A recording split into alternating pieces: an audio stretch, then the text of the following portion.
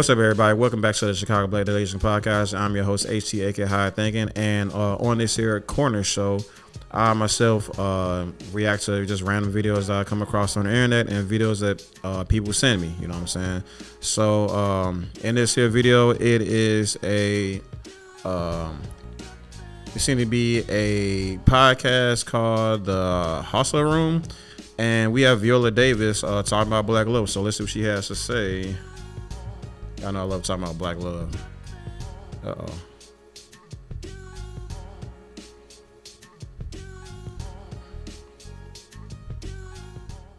My husband, because he made my life easier.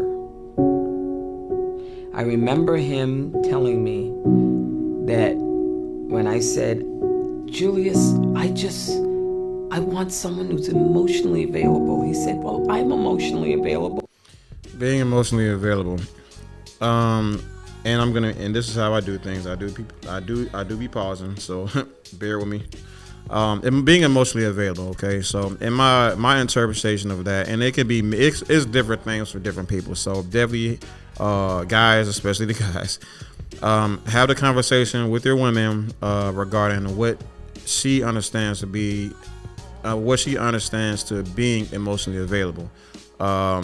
It's my opinion, nothing against Viola Davis and her husband. For him to say I am emotionally available, like, it's kind of, how do I put this? You got to put some effort into understanding what she means by being emotionally available, because again, it can mean different things to different people. And if she doesn't receive this emotional availability the way he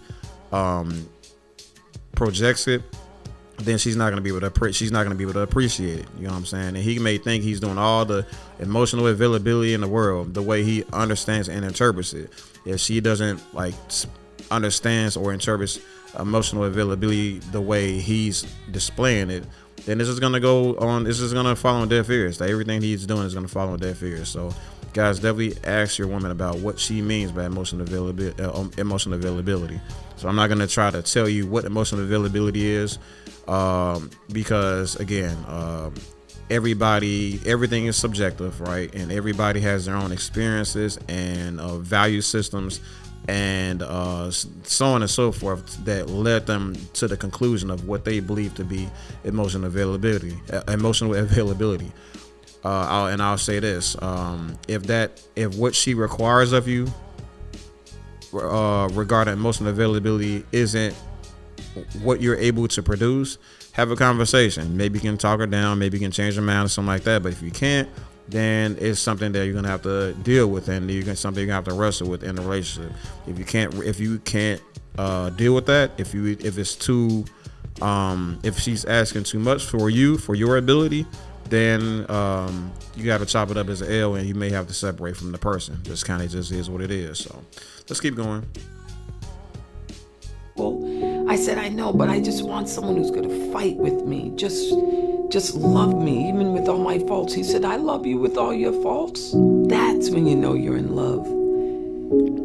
So, loving you with all your faults. It can be dangerous. Not gonna lie, that can be dangerous, but for the most part, it does speak to a lot about unconditional love. And I know a lot of people do strive for this unconditional love thing, and that's cool. You know what I'm saying? If like the girl, if she's just so pretty and she just does so much for you, and whatever things that you deem valuable and whatnot, then by all means, do what you gotta do to secure her and keep her security as high as possible. Reassurance and stuff like that. Add and compound on the reassurance that, hey, I know you're not perfect, but you know what? You're perfect enough for me. You know what I'm saying? So again, it's dope that she found somebody that's like that. But it's definitely something that everybody needs to have a conversation about regarding in their own relationships. And just because somebody doesn't have that unconditional love for you, I don't think that's end all be all. You know what I mean? I'm just gonna say, if what they ask of, if they whatever yellow flags or red flags that they may call out, right, then you can have the conversation. And again, if it's just too much for you to handle, if you cannot make that change, if you cannot compromise, then you're gonna have to deal with that. And if you cannot deal with that, then you have to, you may have to separate yourself. And this is like I say with every other, it's the same thing I'm gonna say in like my video about Mishnah and Chandler from the Pop of the Balloon show from Arlette Amuli. Check that video out, by the way. It's gonna be super dope. You're gonna have to deal with people's ability to appreciate things based on how much they appreciate each individual action that you may take. So put all that in consideration, right? When someone is willing to go through the mess, and someone who's willing to honor the boundaries, and someone who just thinks you're beautiful. Honoring the boundaries. Not too much to really break down here. That person has boundaries, then you are to respect those boundaries. The more you respect the boundaries, especially of women, I don't know. I'm not the type of person that have extremely strong boundaries. That might be a problem.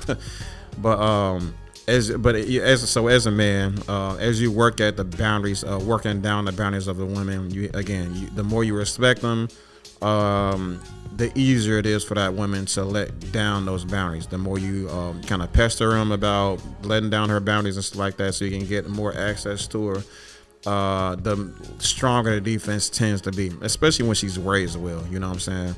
So again, keep all this stuff into consideration, and to the notion that, you know, just acknowledges the beauty of the women. Again, this is about the reassurance, and women love the reassurance.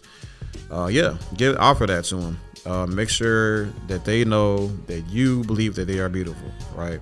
You can have a better time in your relationship. I know you all are with the women for a reason. I know I would say that. I would say that to every chance I get. Hey, I don't have. Some guys would be like, hey, I shouldn't have to say it, because, you know, if I didn't love you, I wouldn't be it. No, you do got to say it, guys. This is what it is. Some women, every person has some level of words of affirmation as a love language. So add that to your repertoire so that your ladies can be happy. I definitely feel my most beautiful when I'm needed by my husband and my daughter. And there you go. Just like a lot of guys feel, this is how like a lot of other guys how do I put this? The feeling that a man gets when he knows he's being appreciated is pretty much what a lot of men strive for in relationships. You know what I'm saying? When and she's making that same claim on her behalf. So it's like, I mean, it's so funny the way, like, how much we are the same, men and women, then we are different, and people don't really seem to want to embrace that or understand that. And I think when people start to understand that better, that's when we can, as a culture, kind of let down some of these standards and stuff like that we have of the other half. You know what I mean? And that's when we can start to learn how to appreciate each other better and start having more productive and wholesome and loving relationships. So let these women know, let your ladies know that they're beautiful, a piece to that words of affirmation, love language.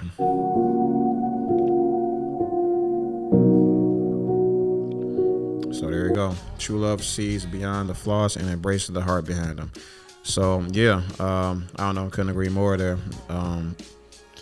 You have to, if you can get to a point where the red flags just aren't as problematic, and you're embracing the person for whom they present and all that stuff, and you learn to embrace them and everything that they are. Yeah, that's what the true love actually is. But the only thing I would offer here is sometimes that compromise could be necessary to make the relationship functional. You know what I'm saying? So, because there's again, all of this stuff is subjective. Everything is subjective. You know what I mean? And there's a range to everything. Nothing is black and white. So as much as we like this idea of Oops. As much as we like this idea of somebody loving us unconditionally, I'm just saying it can be, I would say, on the other foot, right?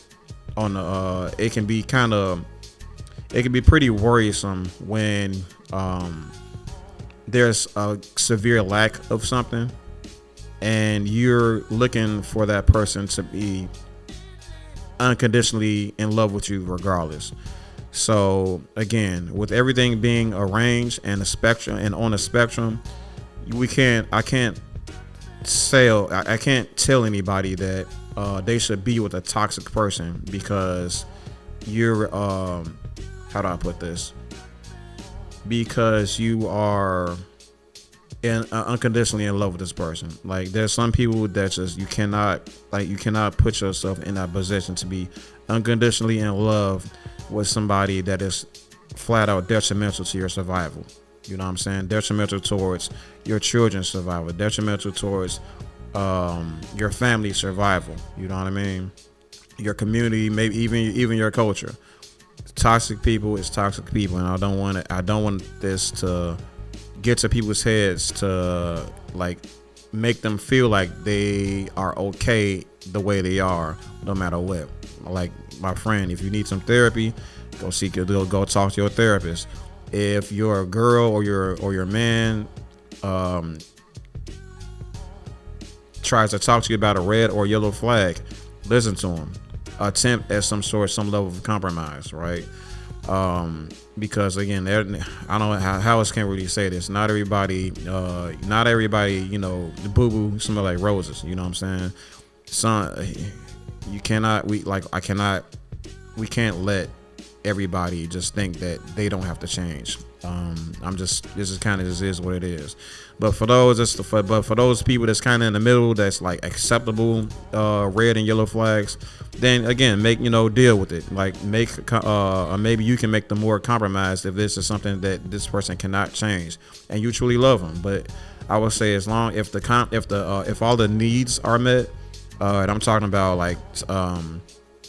I'm talking about finances. I'm talking about shelter. I'm talking about like things that's like more so on the ground floor of Maslow's what is that? What's that man's name? Hold on.